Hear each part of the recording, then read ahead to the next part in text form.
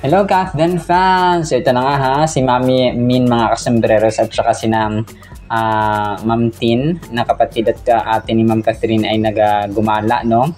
Nagliwaliw mga kasembreros sa LA after ng Junior Championship Dance mga kasembreros ni Mama Lexine mga kasembreros. So kasama dito sa si Baby QQ na naka-stroller mga kasembreros. So, siguro napagod siya sa kakalakad mga kasembreros, no? So, lahat sila ay may shades. Tapos, parang normal at typical na bakasyon at saka walking mga kasembreros ng Bernardo family. So, lahat ng ate yata nila. Parang si Ma'am Catherine lang yung nag-separate mga kasembreros ng bakasyon, no? Parang first time na kasi ito, tinaon na lang nila sa competition ni Mama Lexine. Tapos gumala na lang sila mga kasembreros after. So nag-extend din sila ng panahon doon sa LA nga mga kasembreros. And then ito, si Sir Alden ay nag-Instagram story, no, ng kanyang hindi ko alam kung tuhod ba niya ito. Tuhod at saka yung kanyang may tropa pip siya dito mga kasembreros na katabi. So hindi ko alam kung ano ang significance at saka relevance nitong dalawang paa mga kasembreros. Pero yun po, no, paa ng mga batak sa pagbibisikleta. Thursday ride, no, sabi niya dito si Shintaro Valdez, tapos si Eds Padilla at saka si Alden Richards. So Padilla, no, tapos sa stoplight sila mga kasembreros. Tapos nagpa-picture muna, no, sina Sir Alden mga kasembreros. So todo todo balot sa kanilang katawan mga kasembreros and mga Cathlinatis. So Eds Padilla o Shintaro Valdez yata itong humahawak ng camera mga kasembreros. And then ito, sobrang cute ng isang fan dito. Sabi niya dito sa kanyang caption, ayun, salamin na lang ang pagitan. Yung salamin na lang yung pagitan natin o pagitan namin. Kasi nga Sir Alden dun sa kabilang cubicle mga kasembreros or sa kabilang ng ATM, parang yata siya. Meron siyang nagde-demo mga kasembreros ng BDO ATM. Papaano kung i-process yung something like BDO transfer mga kasembreros and so on. So ayun po, no.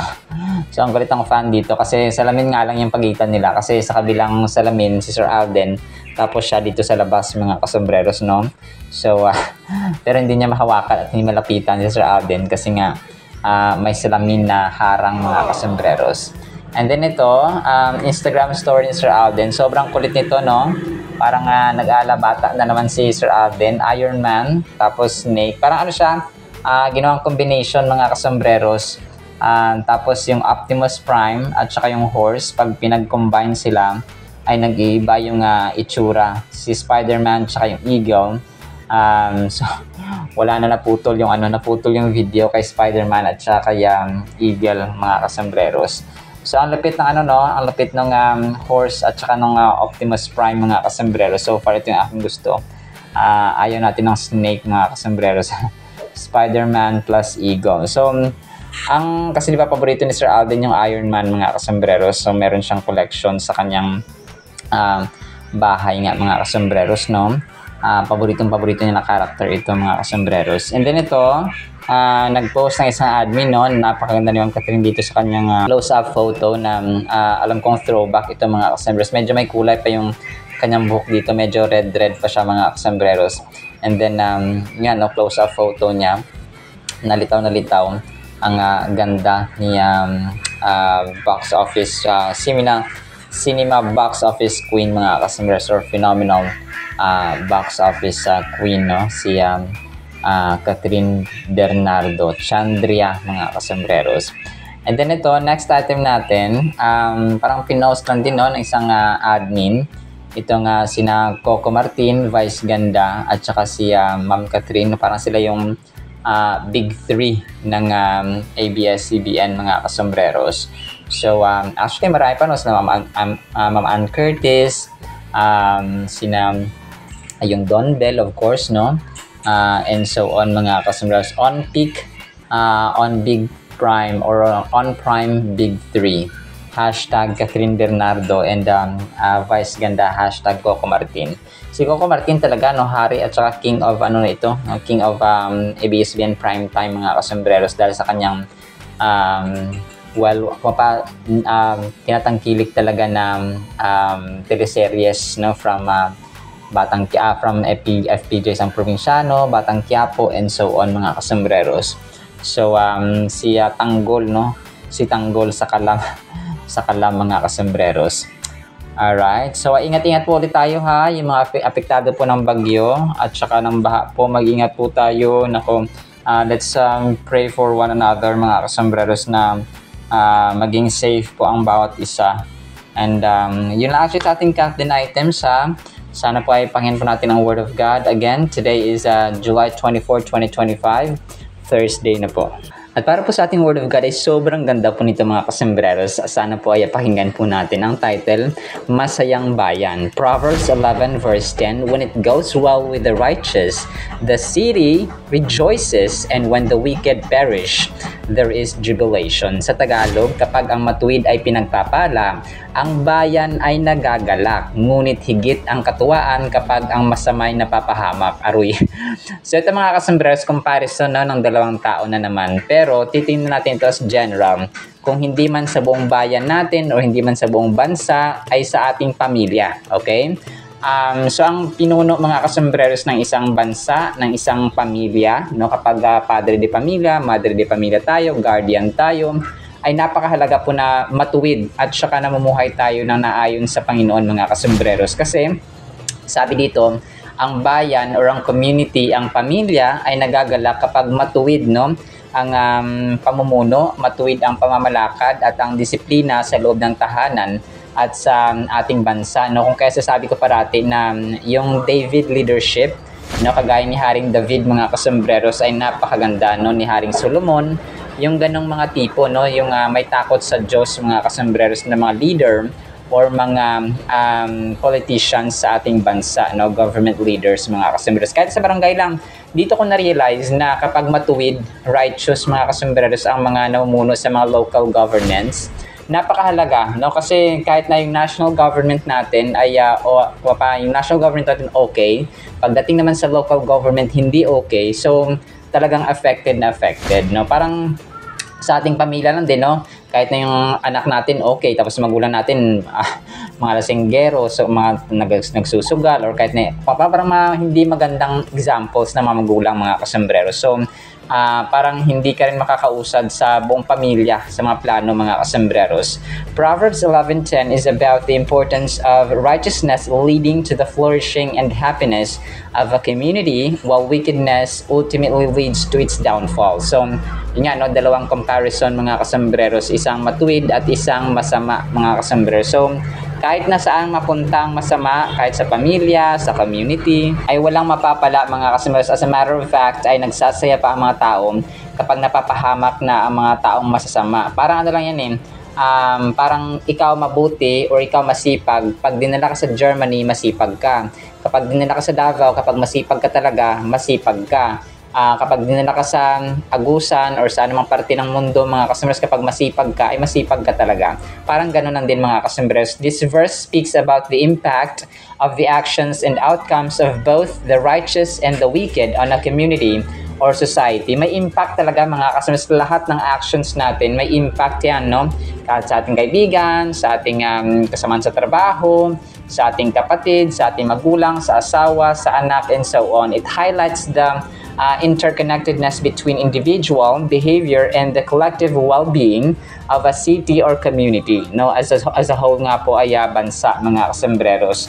So hina-highlight nito yung kahalagahan, no, yung interconnectedness mga kasambreros, yung domino effect ba ng isang community. Kapag ikaw na, for example, secretary ka sa barangay, mali yung na-type mo na ganito ganyan, so damay rin yung iba mong mga kasamahan, mga kasamahan at iba pang mga trabaho. So ganun siya. When those who uphold righteousness and principles of goodness thrive and succeed, it brings about a sense of joy and celebration to the entire community. On the other hand, when those who act maliciously or unjustly, yung mga masama, meet their downfall, it can lead to feelings of relief and happiness within the society. So, masakit man pakinggan, pero kapag narinig natin yun, ay buti nga sa kanya kasi masama ang ugali. So, parang ganun mga kasambreros, no? Buti nga sa kanya, natalo siya kasi ganyan-ganyan, hindi siya nanalo kasi masama siya, kasi corrupt siya, for example, o ganito siya, ganyan. So, ganun din sa ating buhay in particular. In reality talaga nangyayari yun mga kasambreros, at naririnig natin na, buti nga sa kanya, yan. So, buti nga sa kanya, o yan, nangangaliwa kasi, o yan, so, matabil kasi bunganga, o ganyan-ganyan. So, ganun siya mga kasambreros. Reflecting on these prompts, reflecting on this verse prompts us to consider the importance of individual actions and their ripple effects on the community at large. It raises questions about the values and principles that guide our behaviors and how they contribute to the overall harmony or discord within our surroundings. Ang Proverbs 11:10 mga kasambreros ay nagre-remind sa atin ng profound impact, no, ng righteousness versus wickedness, okay? Sa ating community at sa ating sarili mismo mga kasambreros. Kasi kunwari kapag masama ang ginagawa natin, kung ganito ang tao mabisyo, bata pa siya, nagsimula siya magbisyo, tapos pagka-edad niya ng ganito, aanihin niya talaga yung bisyo na yun mga kasombrero. So, parang gano'n lang din sa ating sarili, and then affected mismo ang ating pamilya. And napakahalaga po na kung paano nare-remind tayo na yung wickedness na ugali, hindi lang, parang hindi ka kawalan kapag ikaw ay nawala or nasaktan or na-down mga kasos, kapag ikaw ay masama ang iyong ginagawa sa iyong kapwa. Parang sasabihan ka pa na, ay sana, parang susumpa ka nga minsan no? Ay sana maganto ka, sana maganto ka. So although masama yun mga kasos, kasi only God should revenge mga kasombreros. This verse underscores the ripple effect of individual conduct, emphasizing how the collective experiences joy or sorrow based on the moral compass of its members. So kagaya ng Proverbs 29:2 mga kasombreros, no? Kagaya sa verse na ito ay nag-highlight din ng correlation between the thriving of the righteous and the rejoicing of the people. We see a consistent theme of communal well-being tied to the behavior of its constituents. So sa ating contemporary na mundo mga kasombreros, napaka-relevant po ng Proverbs 11 verse 10, kasi ito palpable ito mga kasos, kumbaga consistently, at saka napakahalaga nito as the actions of individuals, particularly those in positions or influence, reverberate throughout their communities or our communities mga kasombreros. So consider the scenario of a corrupt official being held accountable. The collective relief and joy felt by the town exemplify the communal impact of justice prevailing. So yun nga, no? Na-mention talaga dito mga kasombreros yung mga corrupt na mga officials, no? Talagang malaki ang impact. At saka malaki ang epekto nito mga kasombreros. Kung mabuti, mas okay. Kapag masama naman at saka corrupt mga kasombreros, no, doon talaga. And by the way grabe malala yung baha ngayon mga kasombreros sa norte, sa particularly sa Luzon po. Ingat-ingat po tayo mga kasombreros. Naawa talaga ako sa mga helpless yung sa mga TikTok na kunwari 5 AM na, tapos hindi pa kumakain at saka hindi pa nakakapagbihis yung mga magulang niya. So naawa talaga ako mga kasombrero. So grabing baha, no? Grabing baha dun sa Maynila mga kasombrero. So may mga kasalanan ng ating mga officials, may mga kasalanan din ang mga community, ang mga tao, mga kasombrero, yung mga individual na mga houses for example, or mga individual citizens. May mga accountability rin po tayo mga kasembreros, pero yun po, no, sa ngayon kasi wala na mangyayari kapag magsisihan pa tayo, pero yun pa, ingat-ingat lang po tayo mga kasembreros. We are praying for those who are victims po, no, ng bagyo at saka baha po talaga sa iba't ibang panig ng Pilipinas. The city rejoices, sabi dito, underscores the intimate link between community, well-being, and the moral fiber of its inhabitants. So showcasing how the thriving of good-hearted individuals fosters a sense of collective happiness. So conversely, when the wicked parish illuminates the communal relief and justice, parang nabunutan ka ng tinik. So yun pala yung term ng iba mga kasembreros. Kunwari, yung asawa mo, lasinggero, tapos nagkasakit. So parang medyo yung mga kasembreros medyo off, pero nangyayari talaga ito sa realidad ng buhay. Yung anak mo, for example, sobrang barkada, hindi nakikinig sa magulang, tapos nung nagkasakit na, so parang sabi mo, buti nga sa'yo na nagkasakit ka, kasi kapag hindi ka nagkasakit, parang ganito ganyan. So although may negative effect talaga siya sa buong pamilya at sa mismong biktima, of course, ay nangyayari talaga yon kasi sino ba naman ang nagkakasakit nga yung walang bisyo how much more yung mga may bisyo at saka gumagawa ng masama mga kasembreros. So sa ating application, harness the power within us like a well-oiled machine at work to radiate goodness and righteousness in all that we do.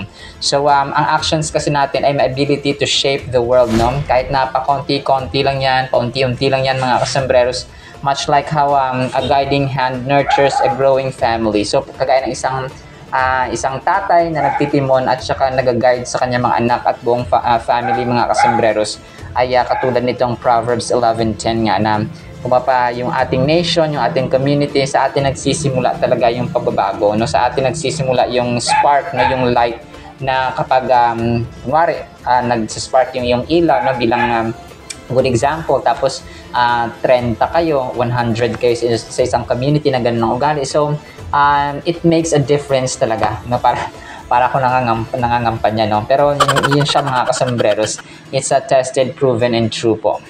Alright, sinama po sa ating Word of God, nawa po ay pagpalain po tayo ng pag-ibig, pag-asa, pananampalataya at kagalakan sa pamumuhay na matuwid at saka kamuhian ang masama mga kasembreros. In Jesus' mighty, holy, magnificent, wonderful, amazing name, Jesus Christ Himself. And everyone said, Amen and Amen. See you sa next segment mga kasembreros, and paalam po. I love you.